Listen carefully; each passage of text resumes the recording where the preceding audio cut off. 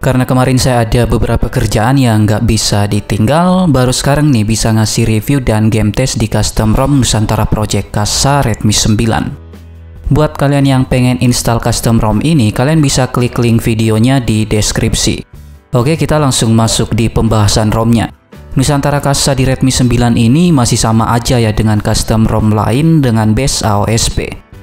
Home screen, app drawer, dan quick settingnya masih sama aja dengan custom ROM lain yang udah pernah kita review di Redmi 9. Di quick settingnya ini ada tambahan fitur gaming mode dan FPS info. Gaming mode-nya ini cuma buat blok notifikasi aja ya, jadi bukan game booster.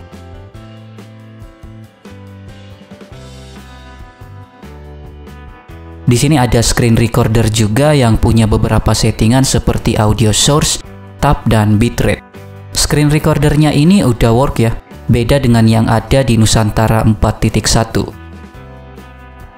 Di bagian settingnya masih sama aja sih kalau dibandingkan dengan custom ROM Nusantara yang sebelumnya udah kita review di Redmi 9. Kustomisasi yang ada di Nusantara Wings masih sama aja, nggak ada bedanya dengan versi Nusantara yang lain.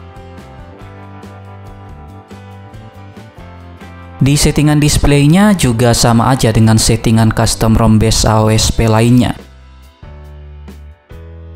Untuk versinya sendiri, Nusantara yang kita review ini versi 1.2 dengan kode name Casa dan base Android-nya masih Android 10.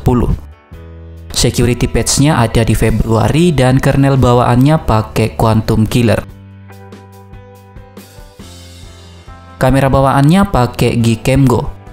Mode-mode yang ada di Gcam Go ini udah work semua ya. Tapi kalau kalian pengen fitur yang lebih banyak, kalian bisa install Gcam lain atau install ANX Cam.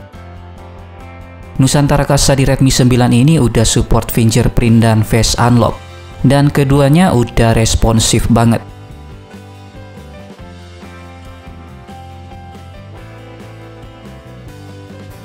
Udah aman lah.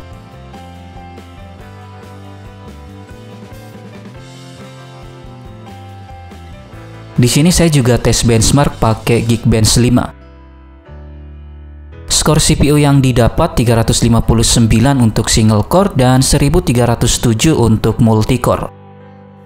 Sedangkan untuk GPU-nya OpenCL dapat skor 1124 dan Vulkan dapat skor 1069. Untuk throttling test selama 30 menit juga masih tergolong stabil. 30 menit throttling test bisa dapat rata-rata 134.000 jips dengan max 153.000 jips dan min 125.000 jips. Max performance-nya ada di 84%. Nah, karena saya nggak sempat buat shoot preview game testnya, di video ini saya cuma ngasih grafik hasil game testnya aja. Ada dua game yang udah saya coba di ROM ini, Mobile Legends dan Genshin Impact. Main satu match di Mobile Legends sekitar 12 menit dengan refresh rate dan grafik high, baterainya berkurang 3-4% aja dengan suhu yang stabil di kisaran 38-40,1 derajat. Untuk frame rate-nya bisa dapat rata-rata 50,5 fps aja. Frame rate rata-rata yang didapat di Mobile Legends ini tergolong rendah ya kalau dibandingkan dengan ROM lain yang udah pernah kita review. Kalau Genshin Impact main di lowest 60 fps bisa dapat frame rate rata-rata 22,7 fps. Kalau kondisinya lagi sepi atau lagi nggak ketemu musuh, frame rate-nya bisa tembus di kisaran 29-32 fps. Main Genshin Impact selama 25 menit, baterainya berkurang sekitar 10-11% dengan suhu yang stabil di kisaran 43-44,2 derajat. Suhu segini masih tergolong normal kalau mainnya sampai 25 menit. Menurut saya performa di ROM ini belum terlalu ngangkat dan gameplaynya belum terlalu smooth. Tapi untuk konsumsi baterai dan suhunya udah bagus. Masalah performa di ROM ini mungkin masih bisa diangkat lagi sih dengan cara ganti kernel atau tambah modul Magis.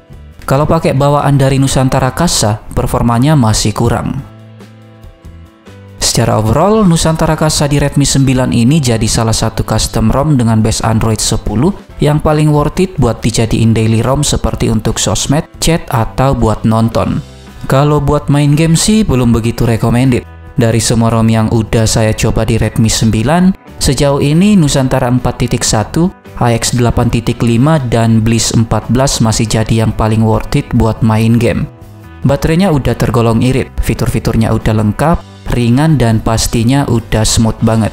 Selain itu, jaringan kartu seluler juga jauh lebih stabil kalau dibandingkan dengan custom ROM lain yang ada di Redmi 9. Tapi nggak tahu ya kalau misalnya ada ROM yang lebih stabil dari Nusantara Kasa ini, tapi saya belum coba. Sejauh ini saya belum nemuin bug apa-apa di ROM ini kecuali MTP-nya aja yang harus disetting manual supaya HP-nya bisa kebaca di PC atau laptop. Bug ini memang udah ada dari dulu sih di beberapa versi Nusantara Redmi 9 yang masih Android 10. Nah, cara setting MTP-nya biar bisa kebaca di PC atau laptop, kalian masuk di menu setting, scroll ke bawah dan masuk di sistem. Masuk di developer option, scroll ke bawah dan cari default USB configuration. Kalau udah ketemu, kalian tap dan pilih file transfer. Untuk gironya tetap nggak smooth ya, karena harus diingat lagi kalau giro di Redmi 9 ini cuma software, bukan hardware. Jadi itu dia review Nusantara Kasa di Redmi 9. Terima kasih sudah menonton video ini, tetap positif, rendah hati, dan sampai jumpa di video selanjutnya.